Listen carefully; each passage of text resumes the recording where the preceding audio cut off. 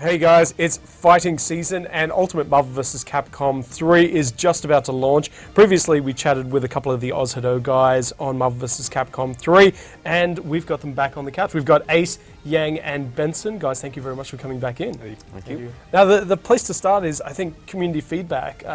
What was it about the vanilla version of Marvel vs. Capcom 3 that fans really loved and really hated, and after your time with the game today, have those concerns been addressed? I think a lot of the, top tier characters, they've been toned down somewhat. So the main culprits were probably Phoenix, Wolverine, Wesker, and Sentinel. Not so much Sentinel, but I think what a lot of the community hated about vanilla was that your tournament options were limited. Yeah. Like if you were to play competitively, you would see always a Wolverine player, a Phoenix player, and a Wesker player. Yeah. So pretty much like in top 8 in tournaments, you'd see the same characters. Same 4 or 5 characters. So I think they wanted to mix it up. And I guess what people hated as well was like characters like Wesker or Wolverine. They could be one guy that takes out the whole team.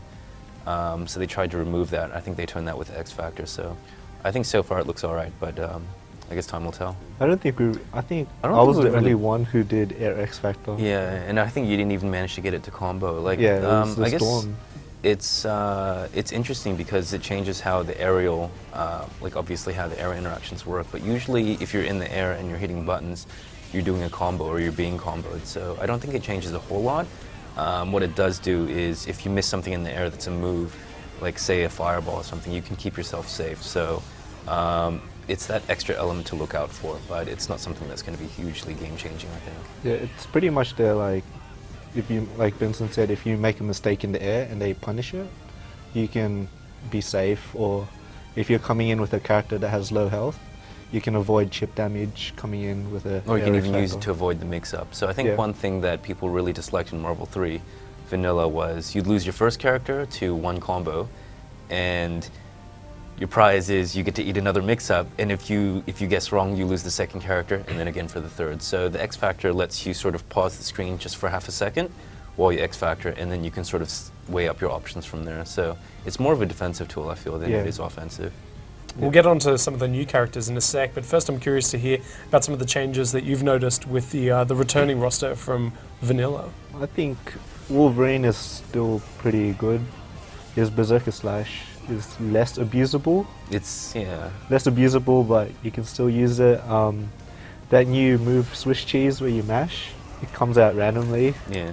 Well, I mash a lot. But you can still combo off it, so that's good. Yeah, Sentinel, like, I was shocked when I was playing Sentinel. You can't do Rocket Punch into HSF anymore. Yep, so that's his Rocket Super. The Rocket Super, yep. And his Jumping H actually has more pushback. So you can't, like, I have a setup with like Sentinel and Wesker where you do Wesker's gunshot, which hits low and then you hit high. And I found it hard to combo off it. So, like, maybe in the corner you can do it, but mid-screen, like as you saw, I think they wanted to take away. A lot of people didn't like Sentinel's really easy offense, and if you got a hit, you'd pretty much do 75% life. So. That being said, Sentinel does seem a lot faster in the air. Yeah. When you pilot Sentinel in the when air. you fly mode. Yeah. It seems a lot faster. I use Chris, and he's gotten better in this game. In the first one, he couldn't cancel his dash. So in order to press an attack, you have to dash and then hold down to cancel it, or like manually cancel it. But in Ultimate, you can just dash and press a button, so that's a bit better. And he has a gunshot, which is in the air, it's like down heavy, or just on the ground is forward medium, and you can cancel that as well. So it creates a better offense. Well, actually, it's offensive defense because he's more of a zoning character just to keep you out with all his guns. So you can super jump up in the air. Like I was doing that against Ace when we were playing, super jump in the air, just do the down gun in the air, and then you cancel it into the Magnum. And that actually gives you 2 hits that you have to block. And Ace, in our match, blocked the first one, but always ate the second one. And I was like, yeah, okay, keep going. Unfortunately, I was just testing you. Yeah. So that's what I liked about Chris. So he got a bit better, but She-Hulk is another character I use. She got reworked. She had like a slide in the vanilla version, but the range is not as good now, and she had a setup before which was just crouch light into her grab with heavy, and it doesn't work anymore, so you have to change the setup. So what you know about She-Hulk in vanilla will have to change a little bit in Ultimate. That's about it for my characters. I also played Wolverine as well, and it's pretty much the same thing. We just mash and someone gets a crouching light, someone wins. That's what you do with Wolverine. That's how you win tournaments. Benson, any changes to your regulars? I noticed you're a Hagar guy. I guess, yeah. So I play Hagar, Magneto, and Wesker. I think all three of the guys got nerfs, pretty much because I'll just pick easy characters that have big damage. So minimum investment. Yeah, minimum investment. I don't really have much time to play the game these days, but I guess Magneto's air dashes got a lot slower, so it's really hard to work up an easy offense where you could just do a high-low mix-up all the time. And his EM disruptor, so the blast that goes across the screen, is a lot slower now, so you can't just lock someone down, call an assist, and continue to do the move. So yeah, I guess Magneto, you actually have to learn how to play him properly now, which is a bad thing for me. You can't just press buttons, yeah, which is really bad for me. I guess, and Hagar felt pretty much the same. I know that they changed his lariat assist, but I don't actually use him as an assist character, so it doesn't make much difference for me. And Wesker, he got a lot of little nerfs, but he still feels pretty good. I think he's still going to be a really good character. Wesker will still be top tier. Yeah. So let's talk about the new guys. They're the things that I think the community is most excited about. Ace, I know you were all over Firebrand. Yeah. Why is that? Why is Firebrand a new man? Because he reminds me of Wolverine, but in the air. He's got a lot of good, from what I can see, he's going to have a lot of good high-low mix-ups and left-to-right mix-ups. So if I mix that in with like a good assist, like a Doom Beam or Sentinel drones, I think it would be pretty fun. It would just be like Wolverine and vanilla. Be winning more tourneys. Yang, who's your go-to from your play today? For now, I really enjoyed using Hawkeye because it's a different style of character. Because in vanilla, it's more about people rushing in, and Hawkeye is more of a defensive type character. So I just enjoy shooting arrows, and I use Taskmaster as well in vanilla, and he's got like so many different arrows to shoot. And with Taskmaster, it was just different angles, but with Hawkeye, it was different angles and just different properties for the arrows as well. Yeah, like there was like the exploding shot. There was like a poison one, an ice one, and there's one that I think there's an electrical stun. Yeah. So yeah, it was quite fun, and it's really fast as well. And one of his hyper moves is pretty much instant.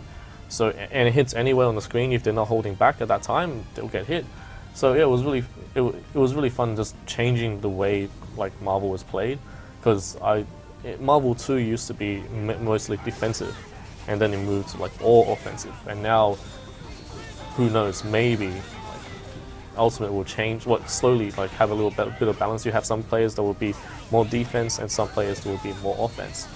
But time will tell, because I thought Vanilla was going to be similar to that, and then X Factor, Wolverine, all offense. Yeah, it just became first one to get that. That's the thing with these Marvel games. They start off as one thing, and then as time progresses, the game changes completely, just by the way the stuff that people find out. They're like, oh, this stuff is good. Yeah. And then like Yang said, Marvel 3 started out as a really good keep away game.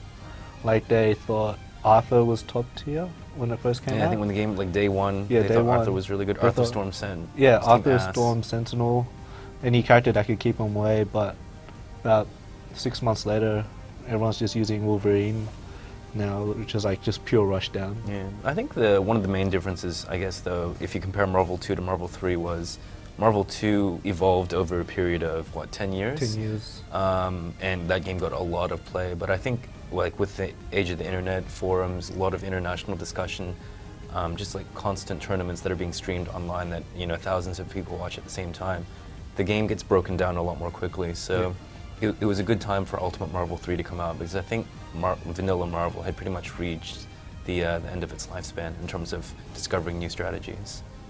Benson, your new character of choice from today's play? I guess everyone wants to talk about Phoenix, right? So he seems like a good keep away character, but really hard to use, I guess, just because of the different stances, finding evidence, which is a random factor. And I guess from a competitive point of view, you don't like to have that random aspect. You like to know that if you do something, this is what's going to happen, and it's going to is going to be able to counter these situations. So I think he'll be a really fun character. I'm not sure how strong he'll be, but time will tell. I think he's one of those guys that will get better over time as people learn how to use him. But just from like a casual playthrough, it's very difficult. Now, interface was an interesting one watching you guys. Bit polarizing. Some of you like it, some of you don't. How do you feel about the overhaul to the visual look of character appearance within the team and the X Factor, the giant glowing X? Oh, the giant glowing X. Personally, I don't mind it. What really bugs me are the character portraits with the life bars. You have your point character in the middle, and then you have your assist 1 on the bottom, and then you have assist 2 on the top. Whereas in Marvel, in the vanilla Marvel, it was like point character on top, assist 1, assist 2, so you knew which button to press. Now, like, it'll take me some time to get used to, but like right now when you pick it up, it's really annoying. I think the main difference as well is in vanilla Marvel, all 3 characters were the same size life bars, and the main character just had a brighter life bar, whereas in Ultimate it's a lot smaller, so it becomes a bit more difficult to see while you're playing the game. So you might have to shift a bit of attention to look at it now.